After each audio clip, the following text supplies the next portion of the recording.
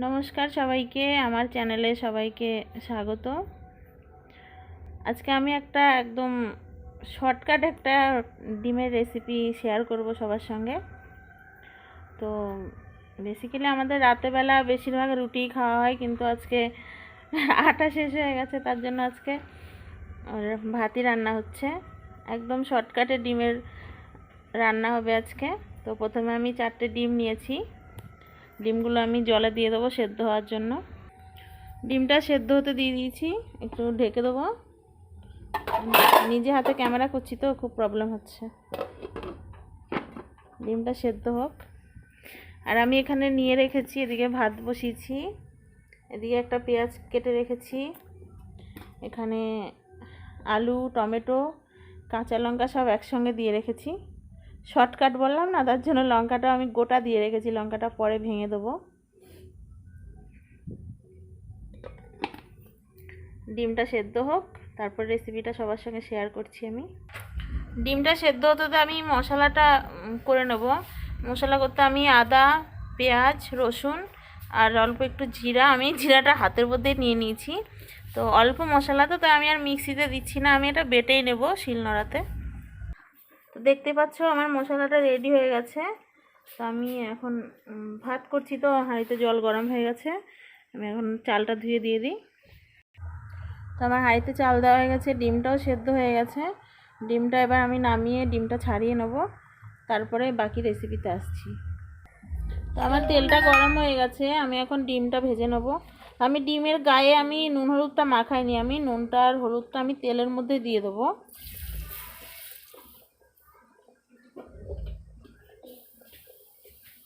এর মধ্যে আমি ডিমটা ছেড়ে দেবো।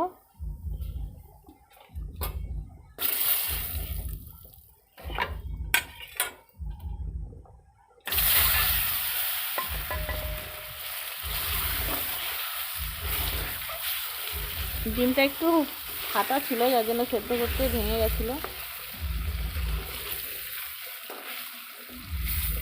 দেখেছো, এভাবে কালারটা বেশি ভালো হয়। তেলের মধ্যে নুনটা হলুদটা যদি তেলের মধ্যে দিয়ে দেওয়া হয়, ওভাবে মাখালে একটা ছোপ ছোপ দাগ পড়ে যায় ডিমের মধ্যে। আমার ডিমটা ভাজা হয়ে গেছে, দেখো কত সুন্দর কালার হয়েছে। আমি ডিমটা এবার নামিয়ে নেব।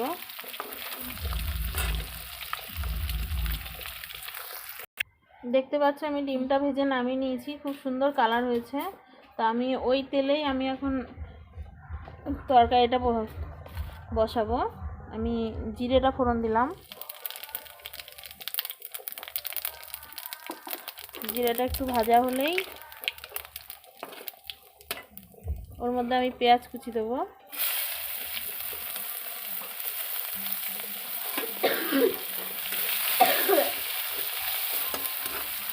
পেঁয়াজটা একটু ভালো করে ভাজা হলো, আমি আলু, টমেটো, লঙ্কা ওগুলো সব একসঙ্গে ছেড়ে দেবো। আগেই দেখিয়েছি, আমি ওগুলো কেটে রেখেছিলাম, কেন একা হাতে ভিডিও করছি তো প্রবলেম হচ্ছে। আমি এবার আলু, টমেটো, লঙ্কা একসঙ্গে ছেড়ে দেবো এখানে।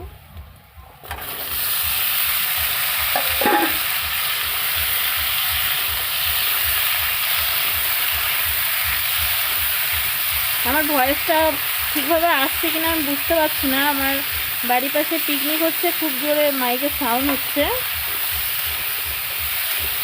জানিও সবাই কমেন্টে। আর আমার ভিডিও যদি ভালো লাগে, আমার রেসিপি যদি ভালো লাগে, সবাই লাইক, কমেন্ট, শেয়ার করো। কমেন্টে জানিও তোমাদের কেমন লেগেছে।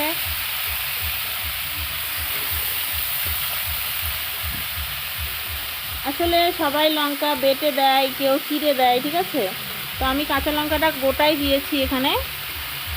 মানে এক একটা জিনিসের এক এক রকম টেস্ট আসে।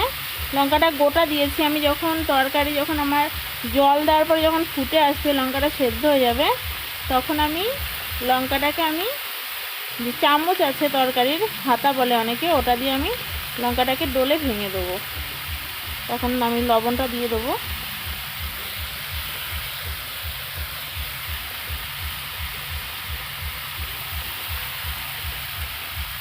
লবণটা দিয়ে দিলাম।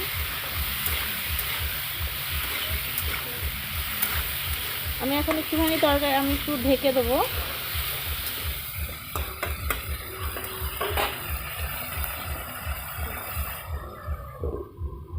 একটুখানি টমেটো লঙ্কা আলু সব একসঙ্গে লবণের সঙ্গে একটু মিক্স হয়ে যাক, ঢাকা থাকুক কিছুক্ষণ। ততক্ষণ আমার ভাত হয়ে গেছে, আমি ভাতটা নামিয়ে নেব। আমি ঢাকনাটা তুলে নিয়েছি। এখন এর মধ্যে আমি এখন হলুদটা অ্যাড করব।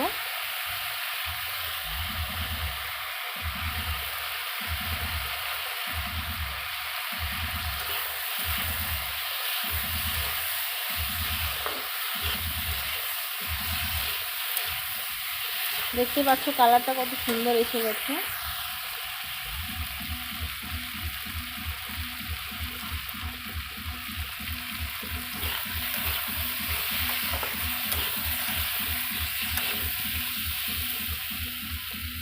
আমার আলুটাও অনেকটা সেদ্ধ হয়ে গেছে।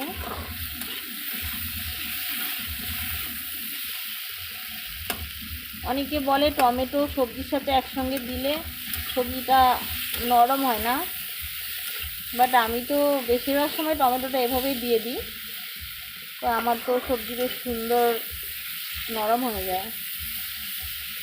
তো দেখো আমি সবজিটা প্রায় ভাজা ভাজা হয়ে গেছে। আমি এখন এখানে যে আগে যে মশলাটা করে রেখেছিলাম সেই মশলাটা অ্যাড করব।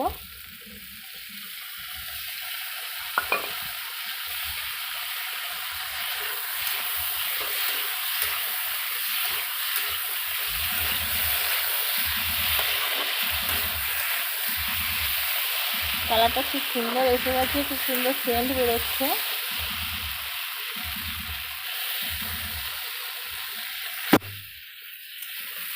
আমি কালারের জন্য হালকা একটু গুঁড়ো লঙ্কা ইউজ করব, মানে লাল লঙ্কার গুঁড়োটা। তো তোমরা যেমন ঝাল পছন্দ করো সেরকম লঙ্কা দেবে।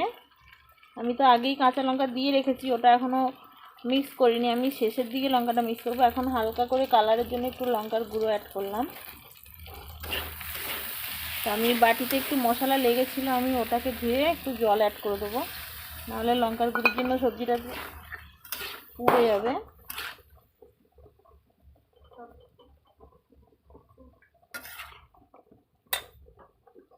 এবার আমি একটু ঢেকে দেবো যাতে মশলাগুলো মানে লঙ্কা লবণ সব যাতে একসঙ্গে ভালো করে সবজির সঙ্গে অ্যাড হয়ে যায়। একটু ঢেকে দেবো কিছুক্ষণের জন্য।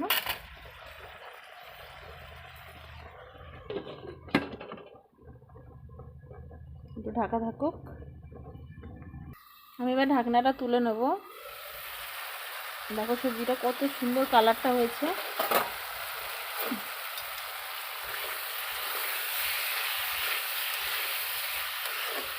খুব সুন্দর সেন্ট বেরিয়েছে।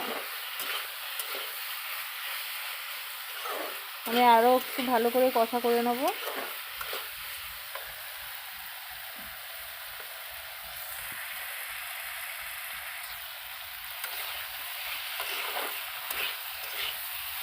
অনেকে হয়তো আরও অনেক ভালোভাবে রেসিপি বানায়, আমিও বানাই না সেটা নয়, বাট আমার যখন টাইম শর্ট থাকে তখন আমি এরকম একদম সিম্পলের মধ্যে নর্মালভাবে আমি বানিয়ে নিই। বাট আমি আগে কখনো আমি এরকমভাবে রেসিপি শেয়ার করিনি, বাড়িতেই এমনি বানাতাম। তো দেখি সবাই করে, তার জন্য আমি এর আগে একটা ভিডিও ছেড়েছি রান্নার, আর এই প্রথম আরেকটা রান্নার ভিডিও। সবাই একটু লাইক করবে, কমেন্ট করবে, শেয়ার করবে, আর আমার আইডিটা সাবস্ক্রাইব করে নেবে। তোমরা উৎসাহ দেবে, কমেন্ট করবে, তবেই তো আমি নতুন নতুন রেসিপি বানাবো। দেখো খুব সুন্দর কষা হয়ে গেছে। আমি এবার এখানে জল অ্যাড করে দেবো। তো অনেকে জল গরম করে দেয়, বাট আমি জলটা গরম করতে পারিনি, পাশে ভাত হচ্ছিল, ঠান্ডা জলটাই অ্যাড করছি।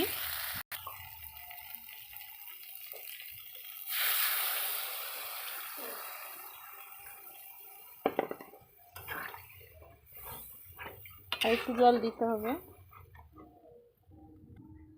দেখো আমার জল দেওয়া হয়ে গেছে সবজিতে। আমি এখন এটা একটু ফুটে ওঠা পর্যন্ত আমি ঢেকে রাখবো, যাতে যেই দেখো গোটা গোটা লঙ্কাগুলো দিয়েছি না, এগুলো পুরোপুরি সেদ্ধ হয়ে যাবে। তারপরে কিছুক্ষণ পর আমি ওগুলোকে ভেঙে দেবো।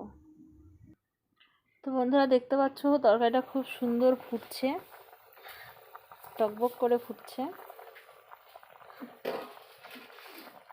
আমি এখন এর মধ্যে ডিমগুলো অ্যাড করে দেবো।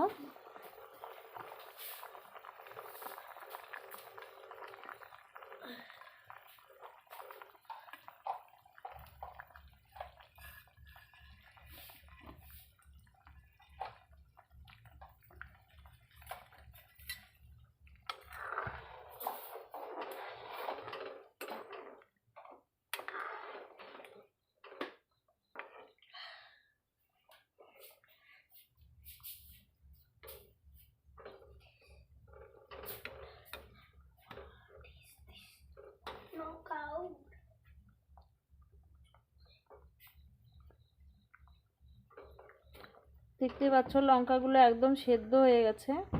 তো আমি লঙ্কাগুলোকে এভাবে চামচ দিয়ে আমি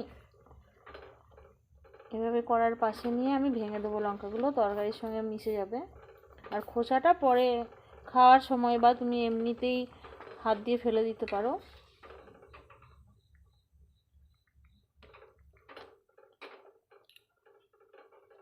তো বন্ধুরা, আমি এভাবে এক হাতে করতে অসুবিধে হচ্ছে, ক্যামেরা করছি নিজে, যার জন্য আমি আগে এগুলো একটু ভেঙে দিই, তারপর আবার ফিরে আসছি।